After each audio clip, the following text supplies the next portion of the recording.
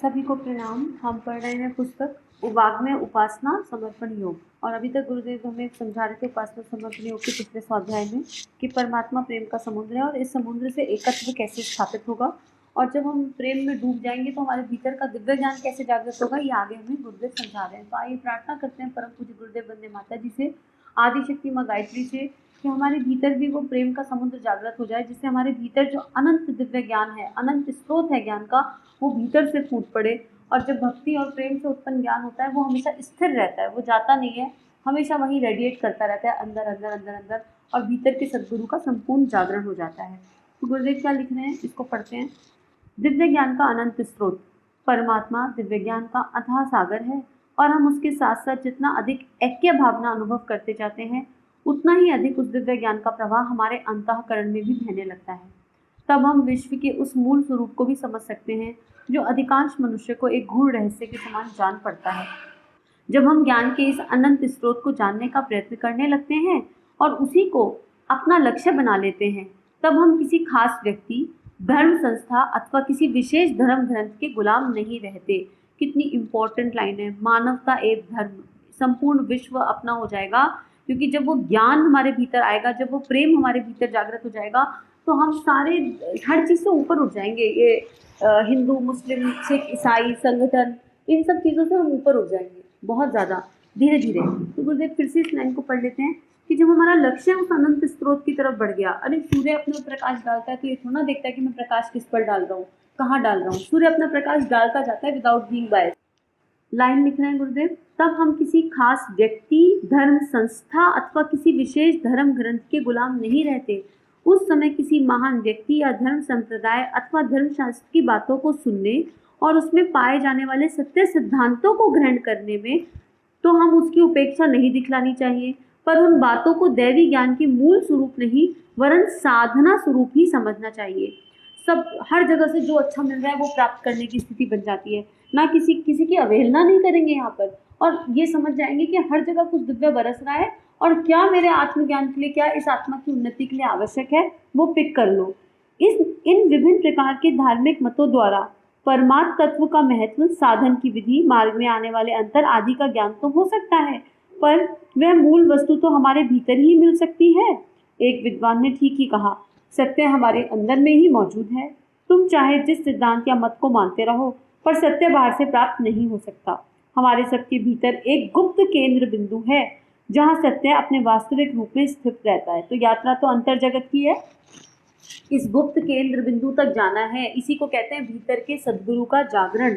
गुरु तत्व की शक्ति हमें हमारे भीतर इतना इतना गहरा ले जाएगी कि जैसे कहते हैं ना कि एक एक कण कण में पूरा ब्रह्मांड है, तो हमारे भीतर भी पूरा ब्रह्मांड है। वो सविता हमारे भीतर भी उदय होता है कहीं, जो अभी हमें बाहर दिखाई दे रहा है।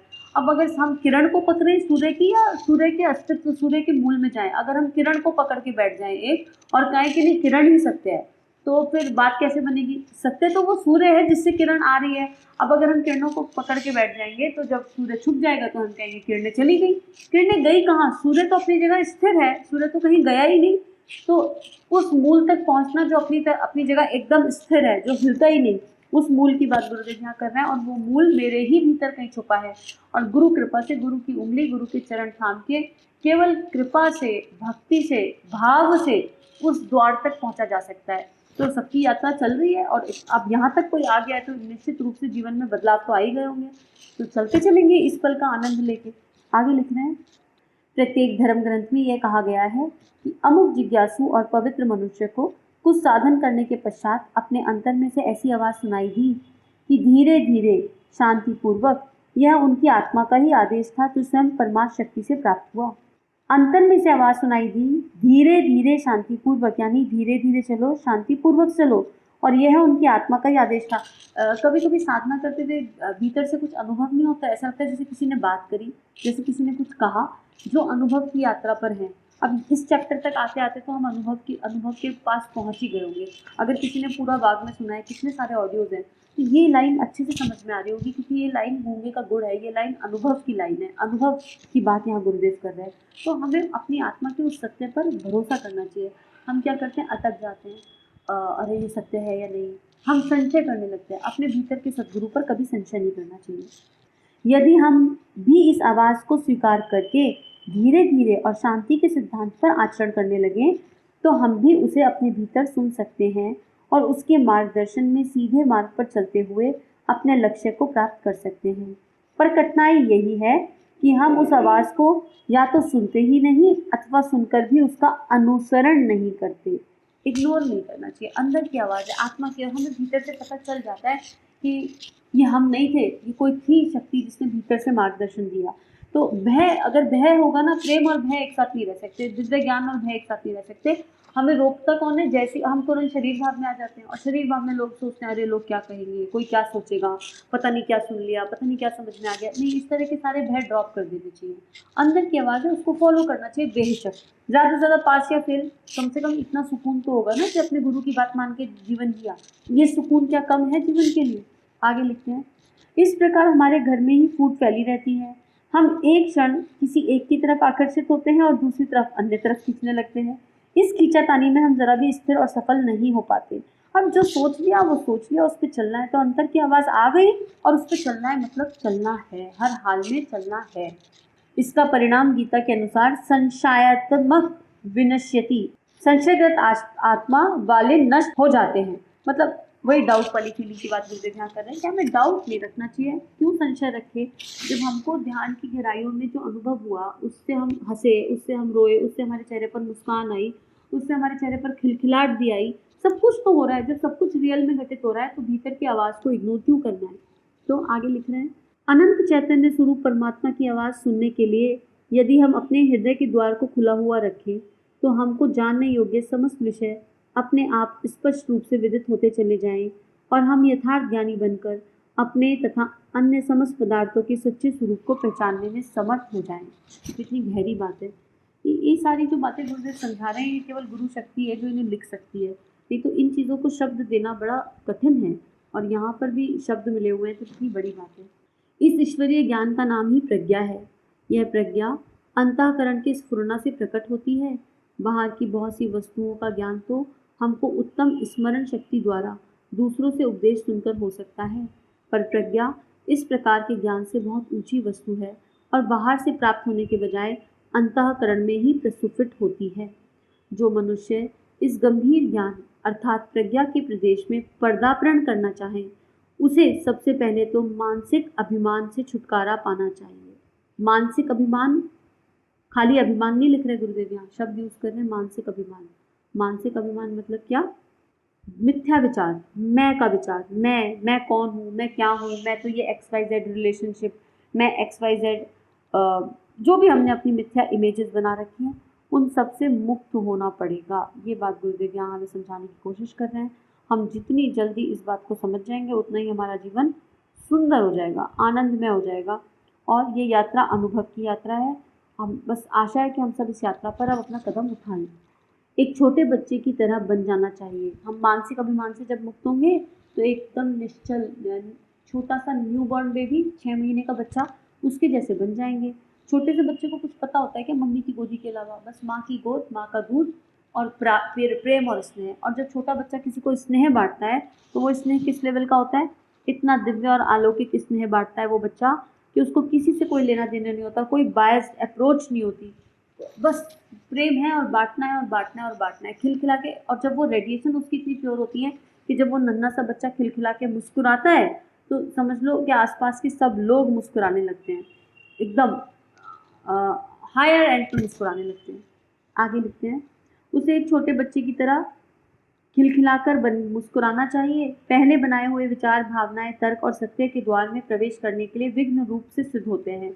अब बच्चा बनना है तो हमारी सारी धारणाएं टूट जाएंगी ना। एक छोटे बच्चे की धारणा कहाँ होती है किसी के लिए कोई?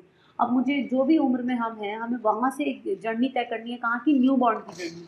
बस अभी अभी हमारा आदिशक्ति माँ गायत्री की गोदी में जन्म हुआ है, अभी अभी हमारा जन्म गुरु सत्ता की गोदी में हुआ है, और अब हम उस गुरु सत्ता के नन्हे छोटे से बच्चे और वो हमारा पालन पोषण कर रहे हैं। जैसे माँ जब छोटे बच्चों को कहती है उठ जाओ तो बच्चा उठ जाता है, बोलती है बैठ जाओ तो बैठ जाता है, और नहीं उठता तो माँ बाप हाथ पकड़ के उठा देते हैं, हाथ पकड़ के बैठा देते हैं। छोटा बच्चा, किसी चीज़ का उसको भय नहीं होता, सूसू पॉटी भी अपने कपड़ों में कर देता है, उसको कोई चिंता नहीं होती। क्यों? क्योंकि उसको विश्वास होता है कि कोई एक शक्ति है जो मेरे लिए बनी है, मेरी माँ है, मेरे पिता हैं, वो मेरे लिए सब कुछ करेंगे।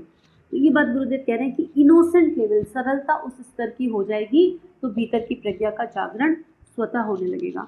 आगे, धार्मिक, सामाजिक, राजनीतिक और विज्ञान संबंधी संस्थाओं की तरफ दृष्टिपात करने से विदित होता है कि उनमें भाग लेने वाले व्यक्ति अपने निजी विचारों और पहले से स्वीकार की कर ली गई भावनाओं में ऐसे लुप्त हो जाते हैं कि सत्य के विशाल और प्रतिदिन प्रकट होने वाले नए नए स्वरूपों के लिए उनके हृदय में स्थान ही नहीं रहता।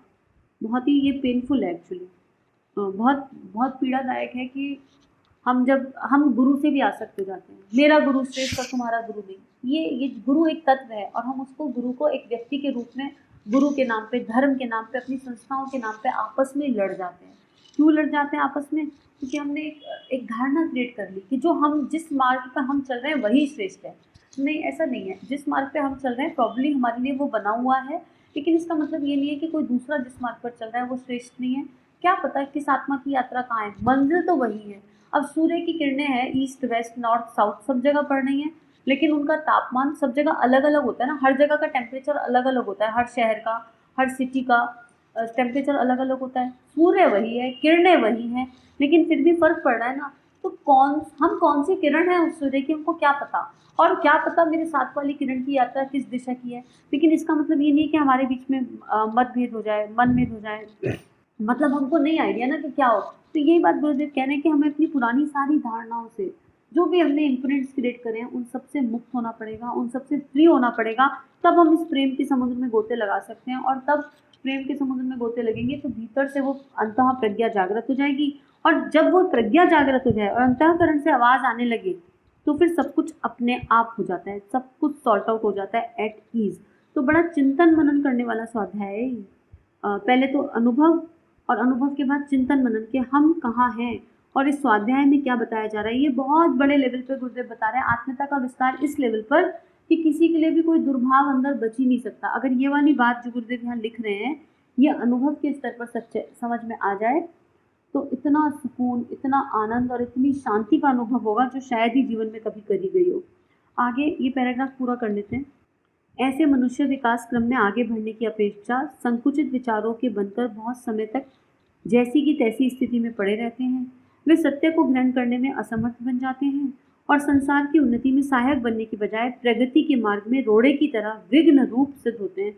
ओहो, कितनी पीड़ा की बात है यहाँ पर। हम प्रार्थना करते हैं, स्वाध्याय को यही अंत करते हैं, प्रार्थना करते हैं कि जो भी हमारे गुरु भाई बहन हैं, जो भी इस मानव जाति में, इस मनुष्य में, इस संपूर्ण संसार में, संसार में जो भी श्रेष्ठ आत्माएं हैं और जो इस मार्ग पर चलना चाहती हैं और रास्ते में अगर कहीं उलझ गई है किसी भी वजह से, धर्म की, संप्रदाय की, अपनी धारणाओं की वजह से, तो उनको भी वो दिव्य मार्ग प्राप्त हो, उनके भी भीतर का प्रकाश जागृत हो और उनको भी समझ में आए कि ultimately we all are one.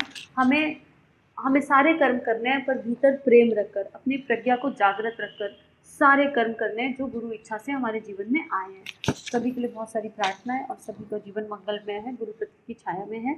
ऐसा ही भाव के साथ स्वाध्याय को समाप्त करते हैं। सभी को प्रणाम। हमारे YouTube चैनल को सब्सक्राइब करें और बेल आइकन को दबाकर ऑल पर क्लिक करें ताकि नोटिफिकेशंस आपको मिलती रहें।